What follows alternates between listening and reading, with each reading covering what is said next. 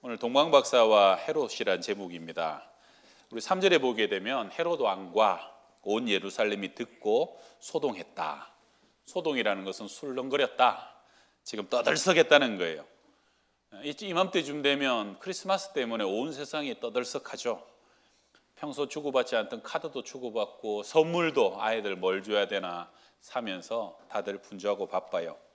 백화점도 바빠지고 여행업소들도 바빠지고 심지어 술집들도 바빠집니다. 크리스마스라는 단어는 크라이스트, 그리스도라는 단어와 미사, 예배 합성어예요. 그래서 크리스마스는 말 그대로 예수 그리스도를 예배하고 경배하는 날이 크리스마스다. 이방인이지만 정말로 먼 길에서 아기 예수를 예배하러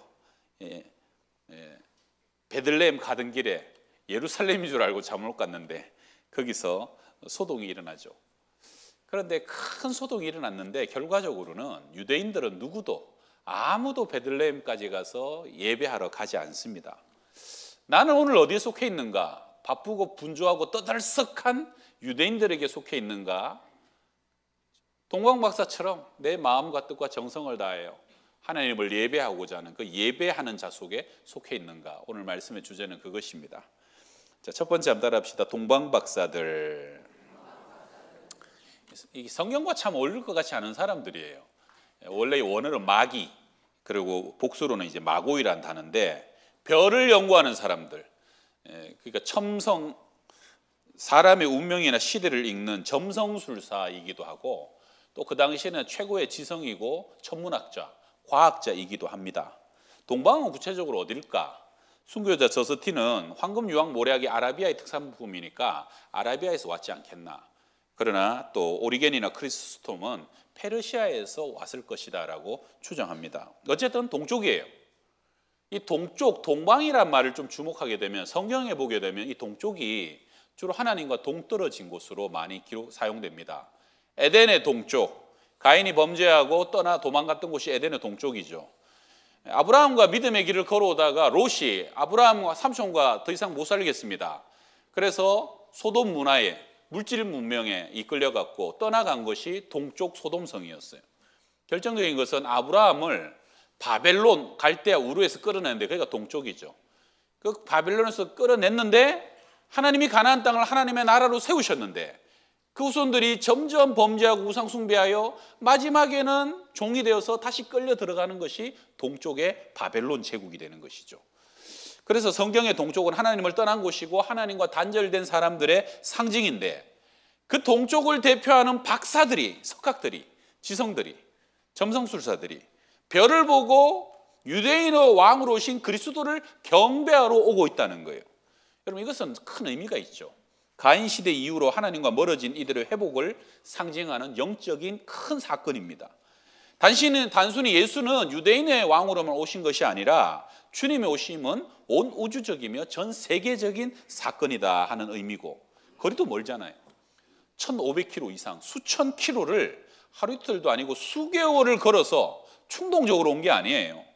하늘을 보고 하늘에 이끌려서 거기까지 경배하러 왔노라. 우리 2절을 같이 읽읍시다. 유대인의 왕으로 나신 이가 어디 계시냐? 우리가 동방에서 그의 별을 보고 그에게 경배하러 왔노라. 프로스퀘네오, 경배라는 것은요 완전히 내 몸과 마음과 영혼을 바짝 엎드려 당신이 하나님이시고 임금님입니다. 나의 모든 충성과 존경과 나의 전인격을 다 드려 당신을 경외하고 당신께 예배합니다 하는 것이죠. 그리고 값진 보물들, 황금과 유향과 모략을 예물로 하나씩 드리죠. 황금은 그 당시에 임금님만 황금색 옷을 입는 거예요. 당신이 나의 임금님이십니다. 유향은 뭐예요? 유향은 하늘과 땅을 이어주는 제사장. 우리 천주교 보면 이렇게 흔들면서 향이 뿜뿜 나는 그게 다 유향입니다.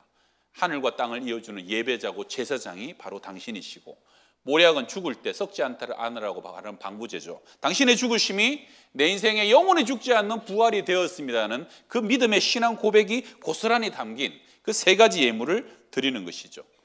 올해 크리스마스 여러분 분주함과 떠들썩함 속에서도 이 크리스마스와 성탄이 우리에게 주는 의미가 무엇인가를 다시 한번 되새기고 나의 전인격과 가장 귀한 것을 주님께 드려서 하나님이 나의 왕이 되시기를 다시 한번 초청하는, 그 주님이 다시 한번 그 복음으로 우리 가정과 이 땅을 다스려 주시기를 다시 한번 소원하는 마음으로 이 성탄을 맞이할 수 있기를 바랍니다. 몽골 선교사로 잘 알려진 이용규 선교사님이 쓴 책 내려놓음이란 책에 나오는 얘기예요. 소제목이 있는데 소 대신 예배를 택하는 마음. 선교사님이 몽골의 베르 지역 예배 처소를 방문해 예배를 드리던 중에 빌르르라는 자매가 예배 시간에 땀으로 뒤범벅이 돼갖고 헉헉하고 예배당을 뛰어 들어오는 거예요. 그 자매는 가만히 보니까 몇 달 전에 원래 귀가 안 들렸는데 기도로 귀가 나은 자매예요. 그리고 은혜 받아갖고 열심인데 마침 예배하는 그날 주일날 소를 잃어버린 거예요. 그러니까 새벽부터 온 동네로 사방으로, 여러분 소 한 마리가 시골에는, 우리도 옛날에 소 한 마리 전 재산입니다. 얼마나 소가 귀중한데요. 소 잊어버렸다 이거면 난리 나는 거 아니에요. 그래갖고 그렇게 소를 찾아다니다가, 거기도 뭐 차인벨 뭐 종소리가 있었나 모르겠지만 예배 시간이 된 걸 알고 예배를 그냥 소 찾는 걸 놔두고 예배당을 그냥 정신없이 뛰어들어가고 땀이 뻘뻘 나는 거예요. 귀하죠. 집안에 보물 1호 소를 잃어버렸는데 예배 시간이라고 지금 예배를 드리러 딱 들어온 거 아니에요. 그래서 선교사님이 그 순간 속으로 기도합니다. 하나님, 보물 1호인 소를 찾는 것을 놔두고 예배를 선택한 이 자매의 믿음의 결단이 부끄럽지 않게 하여 주십시오. 사람들이 저거 소 놔두고 저거 예배당 들어갔고 소 아예 못 찾았다 이렇게 수치당하지 않게 해주십시오. 기도를 딱 했다는 거예요. 그리고 잠깐의 기도고 대뇌인 기도였지만, 근데 하나님이 그 기도를 들으신 것 같고 그 자매의 예배에 대한 열정을 하나님께서 귀히 보셔갖고 예배가 끝나자마자 예배당 밖에서 소가 매 하고 소가 울더라는 거예요. 이 실화예요, 실화. 그래서 잃어버린 소가 아닌 예배를 위하여 예배당을 찾아온 자매에게 하나님께서 소가 엉뚱한 곳이 아니라 예배당을 찾아서 소가 예배당으로 돌아오게 하신 놀라운 기적의 사건이라는 것이죠. 여러분, 하나님은 온 땅을 다스리는 하나님이신 것을 믿으시길 바랍니다. 소를 감동감화하여 소가 그 많은 사방팔방으로 가지 않고 예배당을 향하여 정확히 소를 인도하신 하나님. 여러분, 오늘 혹시 1년 동안 뭐 잊어버린 거 있으세요? 오늘 예배하고 경배하는 중에 하나님이 우리 안에도 찾아야 될 것을 되찾게 되는 그런 은혜가 있기를 바랍니다. 우리 두 번째 한번 따라 합시다. 헤롯. 조금 헤롯은 조금 더 길게 살펴볼 텐데요. 2000년 전에 내비게이션이 없잖아요. 근데 하늘의 별이 내비게이션이 돼갖고 동방 박사들을 이끌고 쭉 가는데, 이 별이라는 게 해가 뜨면 사라지니까 아마 예루살렘쯤 왔는데 별이 사라진 거예요. 그러니까 사실 조금 더 기다리고 밤이 되길 기다렸어야 되는데 지레짐작을 한 거죠. 야, 딱 보니까 큰 도성 예루살렘이고 보나마나 여기서 왕궁에서 나지 않겠느냐. 그래가지고 예루살렘으로 가갖고 유대인으로 왕으로 나시니가 어디 계시냐 하고 묻고 다니는 거예요. 여러분, 동방박사가 몇 명이에요? 3명인 것 같지만 성경에는 3명이 없어요. 예물만 3가지고. 아마도 3명이라기보다는 3명이 그 먼 길을 여행할 수 없답니다. 도적들 때문에. 그래서 하인과 한 70명 가까이 무리를 거느리고 많은 사람이 떼지어서 외지 사람들이 그 양평동 들어와가지고 외지 사람이 70명이 돌아다니면서 이 사람 저 사람 다 묶고 다니니까 그 2000년 전에 소문이 안 날 수가 있나요? 온 성이 소동하게 되는 것이죠. 그러니까 그게 왕의 귀에까지 들어간 거 아닙니까? 당장 대제사장과 서기관들은 바리새인들의 선생님 말씀의 교사 아닙니까? 그들을 불러들여라. 그러면서 그리스도가 어디서 나겠느냐? 너희들은 어떻게 알고 있느냐? 그랬더니 정확한 구약의 예언을 찾아내는 것이죠. 미가서 5장 2절 우리 같이 읽어요.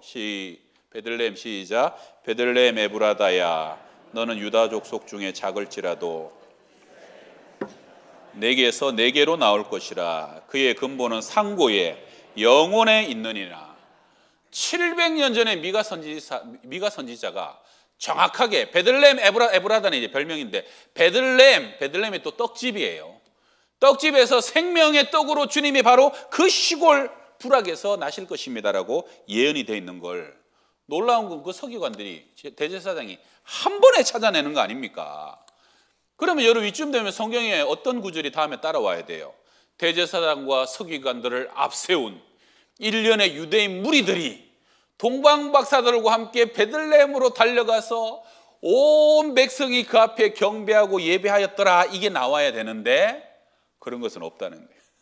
온 성이 소동하고 시끄럽고 떠들썩했을 뿐이고 그 다음에는 아무것도 없었어요. 아무도 박사들을 따라가지 않았고 아무도 베들레헴으로 가서 그 아기 앞에 꿇어 엎드려 경배하고 예배한 사람은 아무도 없었다는 거예요. 어쩜 그럴 수 있을까? 메시아를 그들이 몇백 년을 기다린 사람들인데 어떻게 그럴 수 있을까? 여러분, 저도 지난주에 어떻게 어느 좋은 카페를 갔더니 카페가 세상에 얼마나 우리 추리 이거는 뭐 별것도 아니더라고. 추리를 얼마나 이쁘게 장식을 잘 해놨는지. 근데 십자가도 없고 카페가 보니까 뭐 예배 드리는 것도 아닌데 성탄 장식과 성탄 트리는 얼마나 잘 해놨는지. 서울 시내 가면서 추리 아주 멋들어지게 해놨는데 보면 전부 다 백화점, 돈 되는 데만 추리를 그렇게 멋들어지게 해놓은 거예요. 주님을 사랑해서? 아기 예수를 기뻐해서? 그건 아닌 거죠. 오늘 청년부 설교 제목이 같은 별 다른 마음, 멋진 제목이에요. 같은 성탄 다른 마음으로 이 성탄을 지금 바라보는 거죠. 여러분, 성탄 트리의 기원을 아세요? 성탄 트리는 예수님이 헤롯 대왕이 아기들 다 잡아 죽이라 그래서 급하게 애굽으로 도망가잖아요. 도망가다가 병사들이 막 쫓아오는데 급하게 굴이 서서 동굴로 쑥 들어갑니다. 그러니까 이제 그 동굴 덮치면 이제 죽게 생겼는데 그때 하나님이 거미들을 보내셔갖고 거미들이 동굴 입구에서 거미줄을 촥 그 사이에 쳐버린 거잖아요. 그래서 저기 들어갔다고 왔는데 보니까 거미줄이 쳐져 있으니까 여기는 들어갔을 리가 없다. 그러고 딴 데로 가버려갖고 그 거미가 예수님을 살렸다는, 이게 전설인지 옛날 이야기인지 모르겠지만 그게 기원이 돼갖고 그때부터 나무에다가 거미줄처럼 추리를 하는 것이 지금까지 전해지는 성탄 추리가 되는 것이죠. 그런데 의미도 모르고 막 백화점, 카페, 술집도 막 장식을 하긴 하는데 뭘 알고 하는지, 그 캐롤과 그 찬송이 무슨 의미라는 걸 알고 틀어주고 있는지. 여러분, 세상은 점점 크리스마스는 이때 예수를 자꾸 빼버리고 있어요. 그래서 요새는 갈수록 예수님이 아니라 산타가 그 자리를 차지하고 있고, 어느 때부터는 미국이나 이런 데는 크리스마스라는 단어 쓰지 마라, 그러고 난 뒤에 해피 할리데이, 그러면서 크리스마스 단어를 점점 없애고 있는 거예요.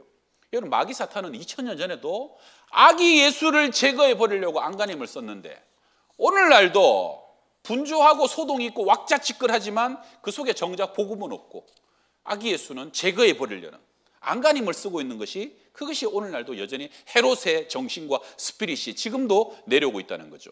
또 헤롯이 대왕이 뭐라 그럽니까? 가서 아기를 찾거든 내게도 알려주면 나도 가서 경배하게 해달라 그러죠. 근데 그 다음에 어떤 일이 납니까?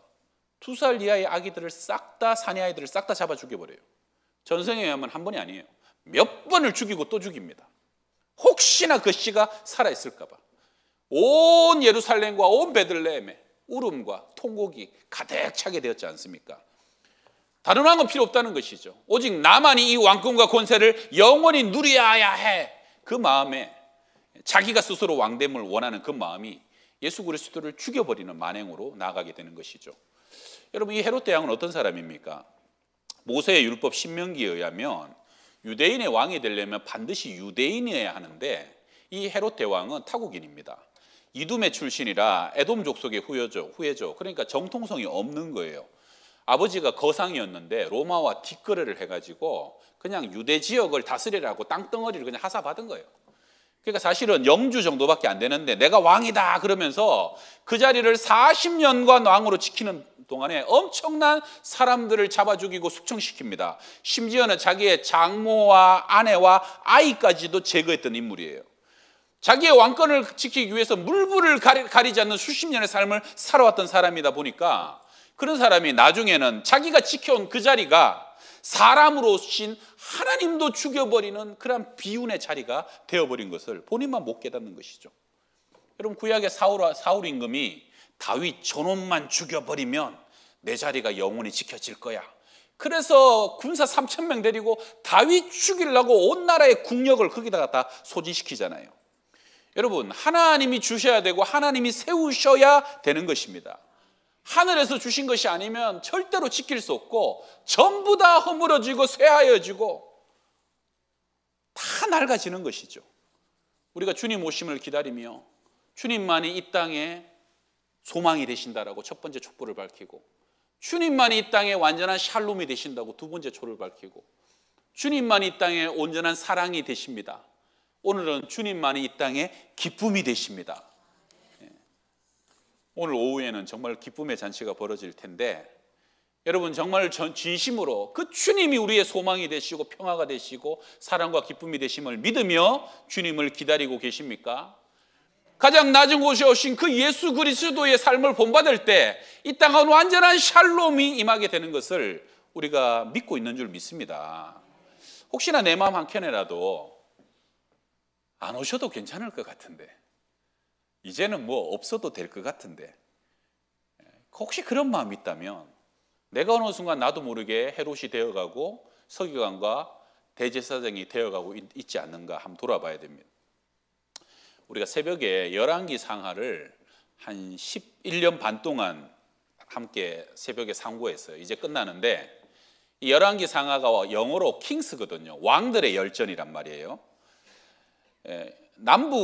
북이스라엘 남유다 통일 왕국에는 사울과 다윗과 솔로몬 3명이고, 그 북이스라엘에는 19명, 남유다에는 20명, 총 42명의 왕이 있었어요. 350년 동안. 근데 그 42명의 왕을 두 줄로 쫙 세우면 다윗의 길 그리고 여로보암의 길 딱 두 줄로 나뉘는 거예요. 그런데 놀라운 것은 다윗을 쫓아서 정직하게 행했다는 다윗의 쪽에는 3명밖에 없어요. 그렇게 다윗의 칭찬을 받은 것은 다윗, 그리고 히스기야, 요시야, 몇 명 없어요. 전부 다, 나머지 다는 아니지만 거의 대부분의 여로보암의 죄를 쫓아 여로보암의 길을 쫓아갔다라는 평가를 듣는 것이죠. 이게 여로보암의 죄가 뭔가? 여로보암의 죄는요 단순합니다. 남북이 갈라지고 난 뒤에 북이스라엘 초대 왕이 되면서 남쪽에 예루살렘이 있고 성전이 있다 보니까 북쪽의 사람들이 제사 지내러 간다가 남쪽으로 다 왔다 갔다 하다가 이 북이스라엘의 기반이 무너질까 봐, 내 왕권이 약화될까 봐, 내 지지 세력이 다 떠나갈까 봐, 그래갖고 베델과 단에다가 금송아지를 딱 세워놓고 이게 하나님이다, 이제부터 여기다가 절하고 여기다가 예배 드리고 제사하라, 그런 죄 아닙니까? 그러다 보니까 여러분, 이게 사실은 뭐가 중요하냐면 그 금송아지 보고 이게 부처님이다, 뭐 이게 다른 신이다 얘기한 게 아니에요. 이게 하나님이다라고 예배하라 그런 거예요.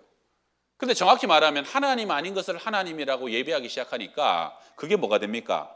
그게 사이비가 되는 것이죠. 이 죄가 악한 것은 하나님을 자판기 수준으로 끌어내려서 주객이 전도되는 거예요. 내가 원하는 하나님, 내 주머니에 갖고 다닐 수 있는 하나님, 내가 만든 하나님을 하나님으로 만들어버리는 거예요. 하나님의 이름을 거들먹거리는 사이비가 된 것이죠. 그러면서 실상은 내 왕권, 내 자리, 내 위치, 나의 모든 소유를 지키고자 하나님을 이용하고 있는 것이죠. 여러분, 이건 하나님께서 굉장히 미워하시는 죄예요. 현대 성도들은 이 여로보암의 죄와 상관이 없나?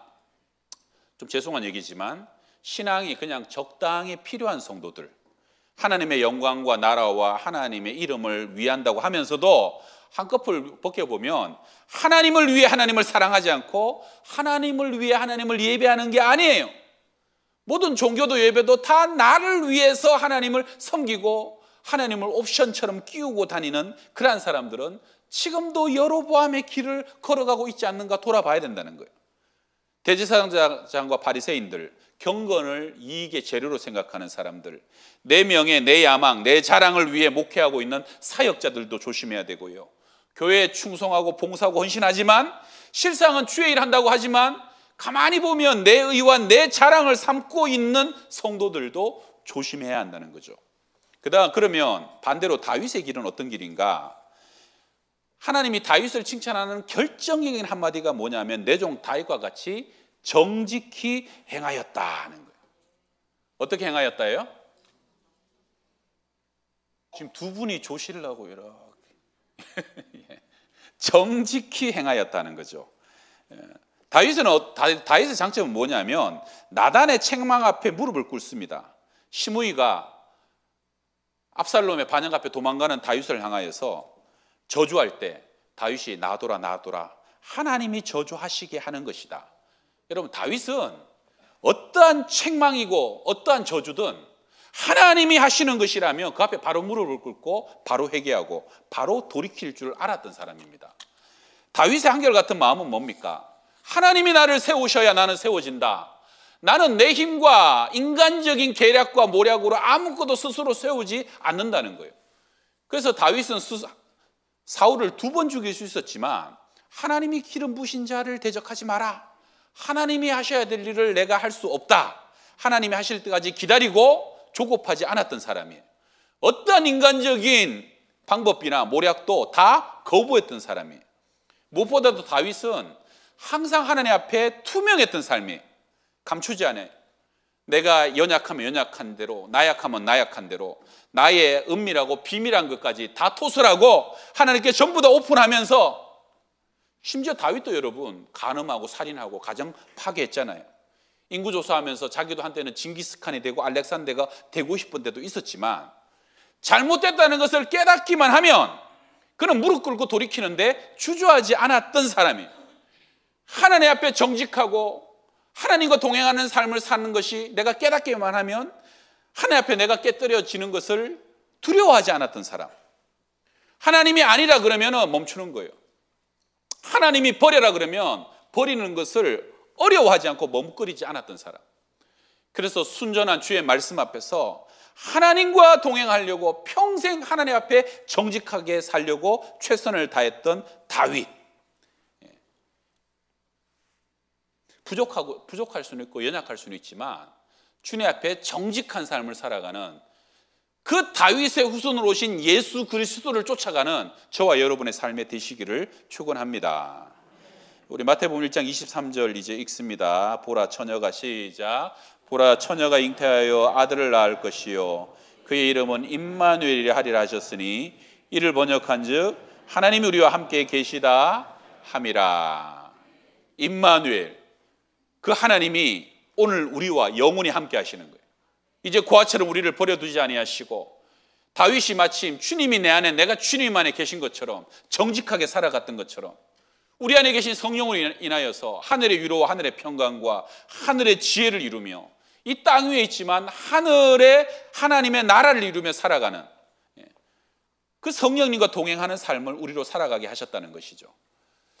마태복음 5장 3절에 심령이 가난한 자는 복이 있나니 천국이 그들의 것임이라. 여러분, 하나님 안에 평강과 부유함을 누리시되 천국도 필요 없다는 부유함이 아니라 나는 오늘도 하나님 없이는 하루도 살아갈 수 없습니다. 나는 오늘도 하나님의 도우심과 은혜 없이는 절대로 내 삶을 승리할 수 없습니다는 그 가난한 마음의 고백으로 살아가는 것, 그것이 하나님 앞에 정직한 삶이고 하나님과 날마다 연합하고 하나님을 쫓아갈 수 있는 그러한 성탄의 신앙이 되시기를 바랍니다. 별을 보고 매우 크게 기뻐하고 기뻐했던 동방박사의 기쁨이 이번 성탄 저와 여러분 우리 모두의 기쁨이 되시기를 주의 이름으로 축원합니다.